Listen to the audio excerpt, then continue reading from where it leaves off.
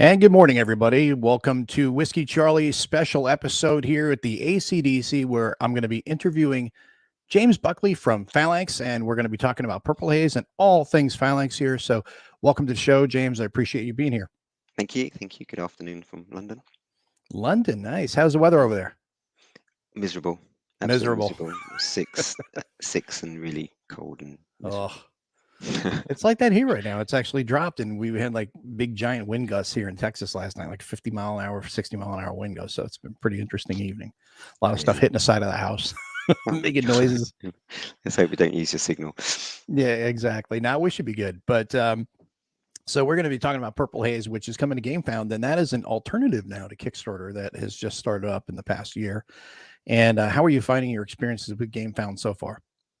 I'm not directly linked to the interfacing with Gamefound, so this will be more kind of like second-hand knowledge and my feel for it. But so far, it's been like a really positive experience because one, it's for gamers, so it really focuses on gamers. I understand from people that do the kind of more marketing side at Phalanx that the kind of interface is really good. So the kind of the plumbing inside of it's really good for people that are launching campaigns. And just for example, you get certain things that you can do. For example, if you sign up to follow the Purple Haze campaign before it launches, so if you sign up now, i.e. before 25th of January, then you get a €5 discount if you decide to actually back it. So that's obviously quite an attractive thing. And if I understand, Kickstarter certainly historically hasn't had the ability to do that. So that's like very attractive to us. And it's going very well because we've got over 5,000 people now that are following the campaign on Gamefound. We're running like an online narrative campaign where people can vote for different things that can happen in the narration, and we'll start ramping up more about the mechanics, more about the artwork, and so on and so forth as the game gets closer, as the launch gets closer. Oh, that's really cool. And I like that whole idea of doing the online campaign thing where you have everybody getting their input. It makes them more invested in the story and what you're telling. And of course, gets them more invested in the game itself. And hopefully they'll back it when it comes out. Now, I've already done my video on it. I've played the game and we've talked about it offline. Some of the things we'll talk about here, some things we won't, but there's going to be some changes in the game. Yeah, it sounds from what you've been telling me. What can you share with people from compared to what they've seen in the video? What do you think we can share with everybody as far as the changes that that are coming? Well, I mean, so first of all, it all depends how well the campaign goes. So hopefully we'll be successful and we'll be able to actually do it, and hopefully it'll be very successful. And kind of like almost as like the success that we get is the mandate, if you like. So at the moment, for us, it's a starting point rather than the end point. There's what's really good about the game is that there's no game out there like this which covers like an immersive Vietnam War experience, but also then ties in kind of like campaign and RPG and tactical combat elements. And we are really want to improve both on the immersive aspects of it and the kind of narrative side of things, and make them even better linking together. So we're just like talking about now about, without changing the basic model, which we're happy with, what can we do to give players even more agency, or to even better tie up the way the combat goes, the way the narrative's going, and to perhaps capture a bit more about how squads actually operated, Marine squads operated in Vietnam. So there's all kind of ideas that we've got. That's all actually part of the standard development process. So with backers, when they back the product on Gamefound, they're backing, we hope they realize they're backing kind of like the idea, and then it will just be an improvement, and we'll share the development ideas as we're going along as part of the campaign and the relationship we'll have with the backers. And of course, we've got important questions like, Jeff, does Purple Haze have mangoes, tigers, time travel, or King Kong? It probably has mangoes. We might abstract that bit. There are opportunities for tigers. Mangoes and tigers, man. Purple Haze. Tigers, yeah. You gotta have it just like they had in Apocalypse Now. And then of course I've got my buddy Nick here who's stopped by. He, as you can see by his staff sergeant emblem, he was a Marine as well. So he is interested as I am in the aspects of the game because we're Marines, and that is going to really draw us in, which is something that I think could be capitalized on quite a bit. Well, it's funny you should say that, and I know I've got something which I didn't tell you before, but I think you'll be quite excited about. So what we're going to start doing more and more at Phalanx is really trying to give people more background and immersion to the games, not just the mechanics. What's going on there? Why is this interesting? What's the Mhm. background to the conflict? And so one of the things is we're launching a new initiative called Radio Phalanx, which will be where we interview various kind of historians or academics to find out more about the background to the conflict. So coming out on Monday, there's a podcast, the first podcast of this Radio Phalanx. I interviewed a guy called Dr. Eric Villard, who's the US Mm. Army's historian. He's their specialist on the Vietnam War, and in particular the Tet Offensive. And so we have a 45-minute discussion about the role of the USMC in Vietnam. Oh, So wow. why they end up in ICOR, what was their inter-services relationship like, what were some of the most major conflicts, what was it like on the ground, what was it like on R&R, Mm. how do they get on with the ARV? And it's a 45-minute discussion. And what's really interesting about discussion as well is because he runs a group that kind of helps bring Vietnam vets together. And it was really kind of interesting point of discussion at the end about why it's important to do that, because they're slowly passing away. And so he's really interested in True. the game from that perspective as well. So I'll if you keep a lookout on the various Phalanx media on Monday, the podcast will be up, and I guarantee, even if you think you know everything about the Marines in Vietnam War, you'll learn something, because it's a really That's interesting outstanding. discussion. Yeah. Yeah, That's great. No, and it's important, like you said, because these people who are involved in these conflicts they're passing on, and we need to make sure that we get as much of their story out there as possible. There's a lot of history that we did lose out on from World War II, yeah, Korea as well, and Vietnam now is the next. We want to make sure that we preserve and remember the stories of everyone who was involved in that conflict, because yeah. the history, it's how we learn and how we grow as a civilization. So we did have another question from Jeffy's wanting to know if there is a suggested background music playlist, like Painted Black or Fortunate Son. So that's something else to add into the Gamefound, Yeah. would be a Well, list of we will. suggested listening. I don't want to give anything away, but now you've asked, yes, there will be a suggested playlist that will curate exactly for that. And actually, just today, I was just listening to the Vietnam War soundtrack. So the PBS, the Kim Yes. Burns series, who actually Dr. Eric Villard, who I interviewed, was an advisor to Kim Burns on Oh, that. really? So there's a soundtrack on Spotify from that, and I was just listening to it today. It's brilliant. So if you've got Spotify, check out the Vietnam War PBS I soundtrack, and will. That is a that'd be great. fantastic. That is a fantastic documentary. If you've not seen it, go buy it. Don't even just try to watch it another way. Just go buy it. You'll be thankful that you did. And Brant saying, too many Marines, we're going to run out of crayons. Actually, you got that wrong. We never run out of crayons, and Marines is capitalized always. You know that, Brant. Uh, Fred saying, I can't swing a dead cat around this virtual convention without running into more jar. Oh, geez, we got all these jokes here. Eric Villard, fantastic. And then Nick saying, oh, yes, that podcast. I will add the URL to the podcast when I will, once that comes out on Monday, I will make sure to share that out so everybody knows. Now, with Purple Haze, what was the genesis of the idea? First off, how did it come about? It came about by the designer Bernard Krispowski. He is a big gamer. He's an omni gamer, plays lots of different types of games, video games, miniatures games, board games, and he had a particular penchant for like a game called The Lost Patrol, which was on an old console system called the Amiga back in the day. Mm. And you are a patrol of Marines. Your Huey's gone down, and you need to find your way back home, and you need to manage your fatigue, manage conflicts with the VC on the way back home. And that was his genesis of how, oh no, I want to bring this into a board game. So he came up with the base mechanics, and from that he had developed it further and further. He came to got introduced to people at Phalanx, and we liked the idea enough and saw enough in it to say, actually, no, yeah, we'll take this and we'll work with you to further develop it. And that was a couple of years ago. And then it's been developed and developed and developed. And from that kind of starting point, we overlaid it with this narrative, giving the Marines much more background, worked more on the kind of like idea of like leveling up and the kind of more campaigny RPG style things. And as you'll know, Mo, having played it, like the first mission is the Lost Patrol, but that's just the first of 8, notwithstanding expansions. So that's from that sort of starting point, we've kind of said, actually, no, we can do a lot more with this, and that's where we're going with it. That's really cool. And now the other thing too is how difficult is it to do the paragraph structure, because you have to lay out, at least this is how I would assume that it's going to be done, is you'd have to get your overall story arc, and then you have to kind of storyboard it out to try to figure out here's the overall story arc, and then we got to see how this branches out and how it all intertwines back to itself, and you don't lead anybody off to necessarily a dead end, although you could get to a dead end if you all die, but you want to make sure that it all has a circuitous route throughout the entire story. Spreadsheets. Spreadsheets, the background of every game, right? It's not all romantic being a kind of game developer. So yeah, the lead developer, Marius, he's kind of like, and Sergen, who's like actually doing a lot of the writing.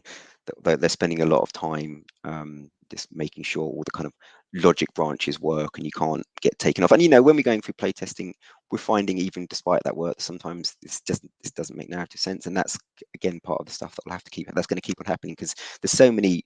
I can't even remember. I'd be making up if I said exactly how many just in the first mission of branches you can actually take, but there's a lot. You know, it's there's a lot of different branches, so you have to make sure all of them work together and they don't cross the line. So yeah, that's a kind of like someone just boom, boom, boom, making notes. Yeah. Does this make sense? Well, what I like is not only do you have the branches, but then you have like I guess you could say sub branches amongst them as well, or different. You have branches within branches, because you have your story, and then it says go to paragraph 23. Okay, so you go to paragraph 23, and it says here's what's going to happen, but stop. If you have keyword, flesh wound, then go to this paragraph instead. So it anything that you've already dealt with or been exposed to prior to that can have a residual effect that even takes you on a different path than you were initially on at that point. And not just within that mission, maybe 3 or 4 missions down the line, the helicopter pilot who you saved or you didn't want to help out, maybe you'll bump into again. Maybe you need maybe he's back in a Huey and you need some help. Extract from a hot LZ or something like that. Yeah, I'm going to come in here and save these guys. They saved me. Or maybe you didn't save my guys. Maybe I'm not going to go. No, it's a bit too foggy, right? Screw you guys. I'm going home. Yeah. So there's consequences which the keyword mechanic which you're talking about allows us to build in. Yeah, and again, I think that's pretty cool. That's more on the development side. Yeah. Now, what is your role exactly in the development team? So in general within Phalanx, it's a small company, so everyone does a bunch of everything really, and I kind of like do some marketing stuff as well. But I've got this kind of coordination role, so we've got a whole portfolio of games out there, and we need to make sure that everything's on schedule, making sure that it all makes sense, that the external developers are working what they're meant to be doing, and that we're focusing on the right things at the right time. So I do that as kind of like an umbrella type of role, and then for Purple Haze, I'm one of the in-house. We have like 3 of us kind of like working on it all the time, talking and developing it, and then there'll be the design involved as well, and then we'll send it up the chain a bit higher and get feedback from Yaron and Valdemar, who are the 2 founders who've got loads of experience with this kind of thing, and they might think that we think this works and that doesn't work, and we bring it down and we play test it a bit more. So yeah, so I'm part of that kind of small development team, but not the lead developer. Now, there's going to be 2 parts to this question. I'm going to start with the negative one first. What's been the toughest thing or the biggest challenges for Purple Haze? And then, of course, the follow-on question would be, what's been the most interesting thing or the most positive thing to come from the development cycle of Purple Haze? So toughest one first. Well, the toughest one is probably the period we're going into now, where we've got the kind of these 3 concepts of. Well, actually, Purple Haze is in some ways it's 4 concepts. It's kind of like the narrative, the tactical combat, the campaign. They're the 3 major ones. But you've also got this map management and kind of not quite Euro, but you've got to manage your team and their resilience, fatigue, track the best routes back home. So it's got these 4 elements, and the real challenge now is, and they all work together fine, but the real difficult thing is actually saying, okay, how do we get that? And in some ways, the narrative and stuff we're particularly happy with, but how do we really now take it to the next level and put that all together? Because if we make one change here, that has a consequence for that change there. So that's kind of the real challenge which we're going to be facing, and obviously we will succeed, and it'll be a really good game at the end of it, I'm sure. But that's it. So I think coming up with the individual ones, that's one thing. Making them all mesh together, so we've got a kind of core narrative where the narration really is connected to the combat, is really connected to the kind of fatigue and the outcomes, and making it all mesh better together. That's the big challenge, I think. Hmm. And so that your question was what That the was low the point, negative. was Now, it? what's the Yeah. positives? What's been the things that's excited you the most? Uh, Personally, for me, I've always been like really into the Vietnam War, but more from like Platoon's my favorite film Mm, type of thing, and reading Bright Shining Light and these kind of books. But for me personally, it's been getting down to the next level of information about it, like learning specifically all about the Marine Corps and the role that they did, the opportunity to do interviews with the likes of Eric Villard. And I think that's the same with the whole team. Like they've been so deeply immersed in formation tactics for squads, what was mm, used and how, and being able to take that and then put that into the game, and then come up with narratives around that. So because we all like role play games as well, and so being able to use that and come up with something combined, I think, has um, been a high point for everyone. And everyone's yeah. just very excited because it's going to be, I think it'll be quite a big successful game. I really hope so, and there's the potential to do it, to replicate that with other kind of other settings almost in the long run if you want to be really excited about it. Yeah, no, I think it's great. And Jeff was asking, what does the game look like? Maps, miniatures, cards. Well, I do have a playthrough on my channel, which you're on right now, if you're watching this interview. And it's a prototype, mind you. So, and it was well done. Don't get me wrong, but it is a prototype. Obviously, the finished game will look better. But I know James has some stuff we can share as well, so you Yeah, I can. can just show you. It'll just be. I won't share the TTS screen because we'll do that Mhm. a bit. Oh, maybe I could actually. Let's just see if that's possible. Uh, You need to do your TTS, or you can share some yeah. pictures that you I got. just have to find the. I can share the TTS. While he's looking for that Yeah. stuff to share, just to remind everybody, at the top of the hour, we're going to not only be done with this by that time we'll be done with this interview. James will be off into Discord and he will be doing a TTS demo. So if you're interested in the game, that's the best way to get a look at it. And here we go. Here, let me show the full screen so you can see everything, and I'll let James explain what we see here. Yeah, so this will probably be new to you actually, Mo. This board, so it's been adapted as part of the ongoing development process. We've worked on Nice. that a little bit more. So you see here, there's these different Marines. So currently you have a squad of 6 Marines. Each Marine is unique. They have their own kind of traits, their health, their own backstory, and then they each have different specializations. They all start off as cherries, except one of them. So this one's a medic, and they all have their different equipment loads, M16s, and then thumpers, and and as you develop, you'll get access to better weapons. So at the moment, we don't have there's no infantryman. This is the first setup for the first mission. But when you get a proper infantryman, you'll get access to an M60. You'll be able to call in airstrikes if you have a radio operator. So this is what it looks like. If you're familiar with like a dungeon crawling type game, some of this will be familiar. So you have different, like I said, different traits and health points that you track. But from the map perspective, it's a bit different to like a standard dungeon crawler. One could call it a jungle crawler,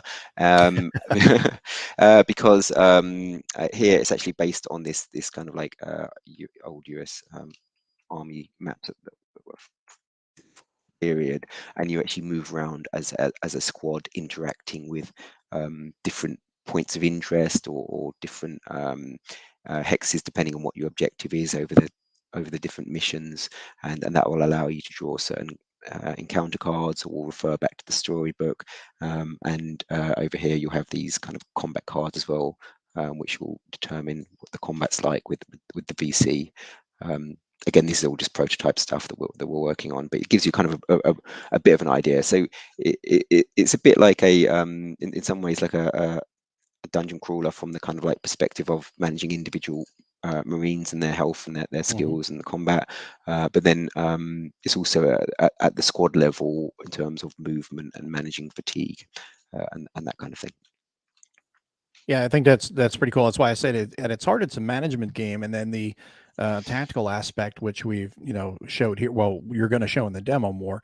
It really does make it a more engaging game, a more compelling game. Now, with the further development ideas that you guys are working on, I think that's going to make it even greater compelling and more compelling, because one of the questions here ties into that.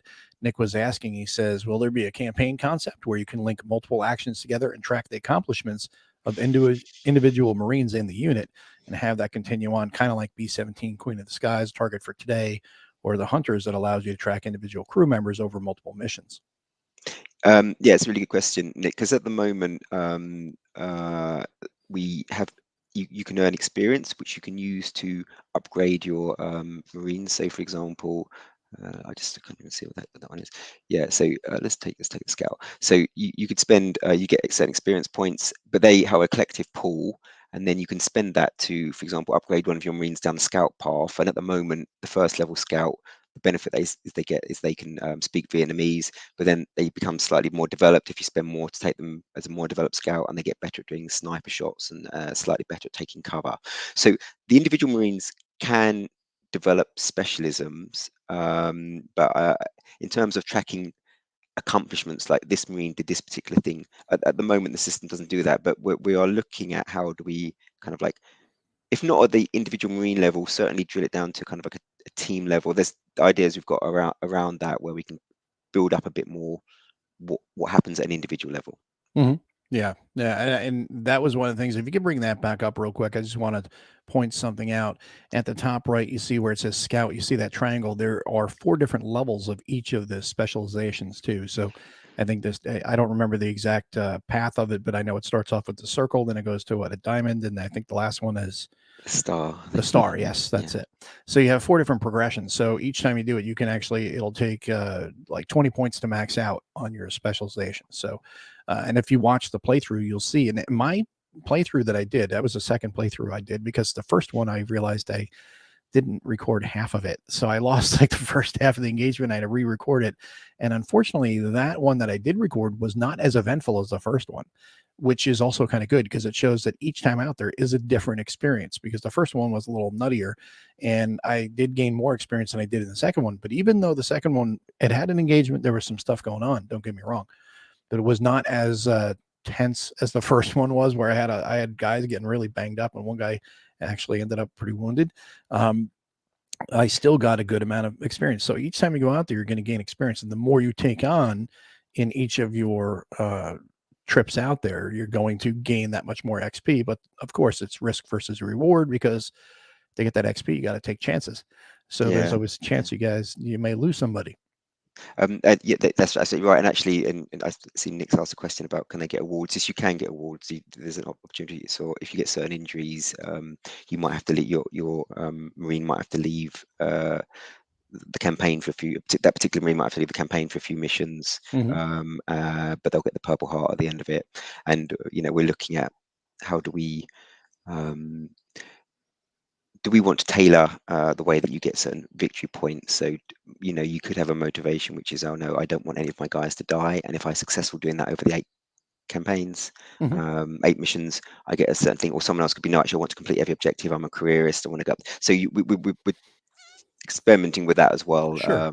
Yeah. I think it's pretty cool. And like you said, you do get those awards, and you can lose your guys. They may end up at the base hospital for several weeks or longer, depending, and may get sent back stateside. That's just the way things go. And I like how you've added that in there. You've developing the narrative of the overall unit by the comings and goings of different guys. There may be one of the other things to look at possibly would be not everybody stays through the entire campaign that you're running. Some guys may get short. They may be done with their rotation over to the jungle, and they may be sent back stateside because they're at the end of their 13-month tour. So send them back midway through. So it's like, wow, I just had this really good developed guy and he's gone. It's like, well, he's been there a long time. That's why he's really well developed already. Yeah, I that sounds really cool. And really, I can imagine, though, you get a lot of butt hurt people going, oh, this sucks. I loved my guy, and then he was just randomly sent home, or So that's what you want. You want that connection with the guys, and then you lose it, and then you feel a visceral loss. You're just like, wow, I didn't want to lose that guy, whether it's through death or through being. But there'll be. So I can't give away. There's going to be. I mean, the concept of what happens when you lose guys. We're working on that, and it's going to be, because we want to really try and capture the mental anguish, right? Mhm. And we've got some interesting ideas about what happens if you lose guys and what happens to you around that. And I won't give away too much, and you can watch out for the campaign, but that Nice. we definitely want to get that feeling across. That's Yeah, as really much as you cool. can in a board game, you know. Yeah, no, I like that. And then maybe even explore adding in how the cherries, the FNGs, how they're treated. You know, guys after a while, the vets don't want to become friends with them and stuff. Yeah. Yeah, you could do so much with it, Oh right? yeah, no, Yeah, there's a yeah. lot.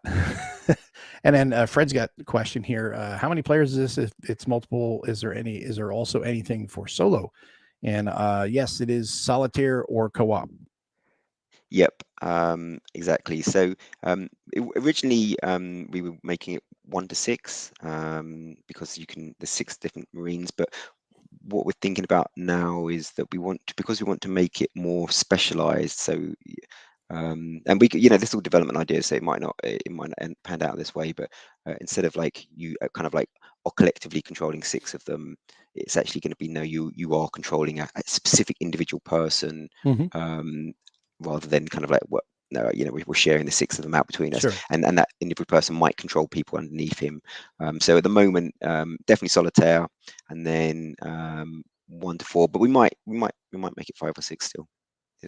Mm. It's got flexibility enough to do that. That'll But be yeah. cool. That'd be really cool. Now, we're almost out of time here, and we're gonna let you get running over to do the TTS demo. But before going, wanted to let you talk about anything else that's upcoming from Phalanx that you wanted to let everybody know about. Okay, great. Thanks, Mo. Let me just Hmm? share a different thing. Sure. Share a different screen then. Here we are. So yeah, I'll just take 5 minutes just to give people a quick whiz through of what's coming down the track for Phalanx, and some new games you can look forward to and keep a lookout for. I won't give you all the spiel. So just to let you know, we have our kind of model is crowd, up to 4 big games a year via crowdfunding, and then also having a kind of pre-order an approach for the smaller kind of games, which we call Make Games Happen, which is our version of GMT's P500, if you like. Obviously, Purple Haze, we've talked about that. Coalitions is actually something that was successfully done last year, which is like a diplomacy style game set in the Napoleonic era for 1 to 6, 1 to 7, depending on the kind of expansion you're using. Very diplomatic heavy type of game, alliance building, backstabbing, really excellent fun. So that's still available for late pledge.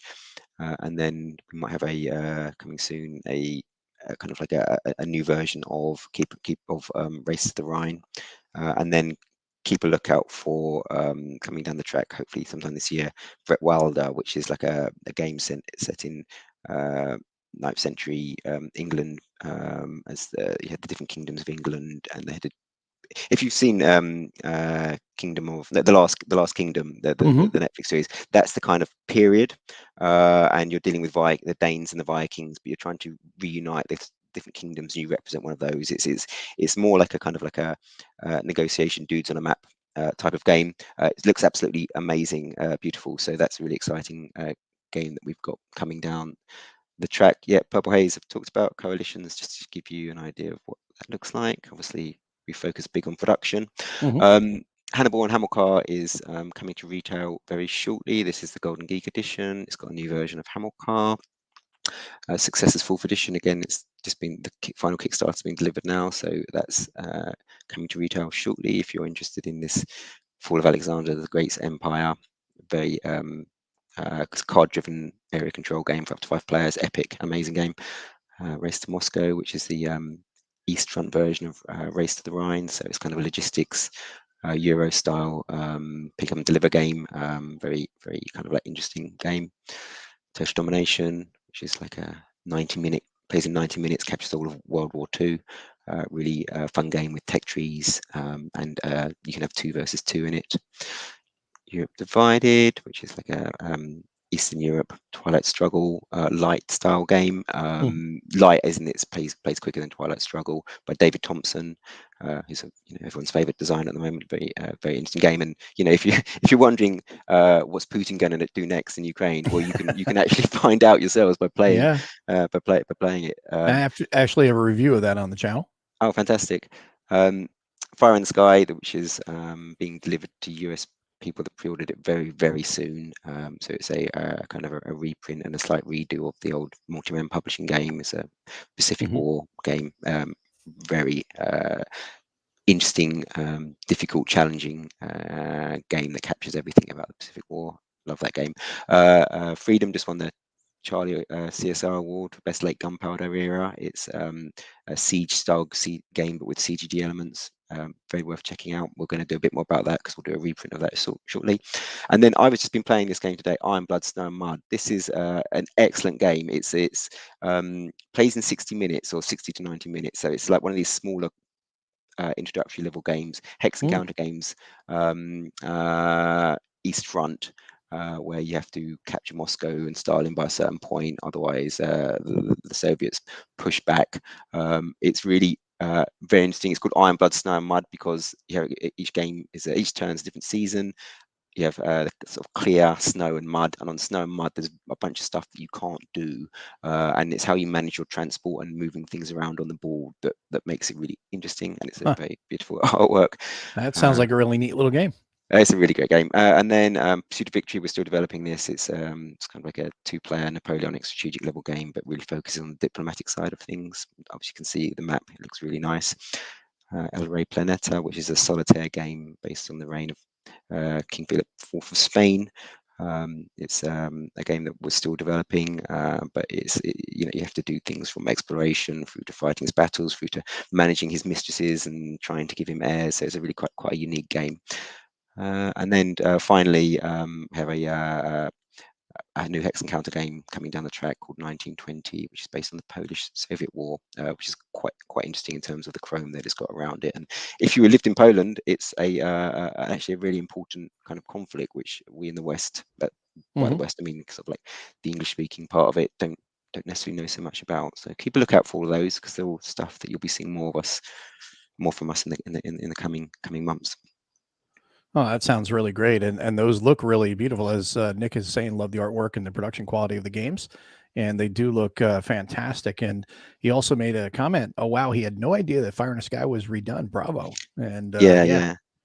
and that was a very popular game and one that was on everybody's Grail game list for years. And then you guys have redone it, so that's going to be great that it's going to be available soon. Yeah, exactly. Keep a lookout. Yeah, I mean, it's, if you're in the Europe, you would have got it, but it's one of these how do we get the ships out to America Yeah. type situation from China. So it's taking a little bit longer to get to our US distributors, but you'll be having it very shortly if you've backed it. Yeah, and Nick also says excellent game topics. Really glad to see the Polish-Soviet War being addressed because, like you were saying, it's something that a lot of people in the West are ignorant of, and that's one of the beautiful things about games is it's another medium that you can share information and make sure that people understand or get a chance to understand about different portions of history, which is great to be able to do it through vicariously and in a safe way through playing a game. Exactly. Yeah, that's it. That's what we hope to achieve in part. Yeah. Well, I really appreciate you taking the time today, James, and sharing us this information, sharing with us this information about Phalanx and also about Purple Haze. Looking forward to that.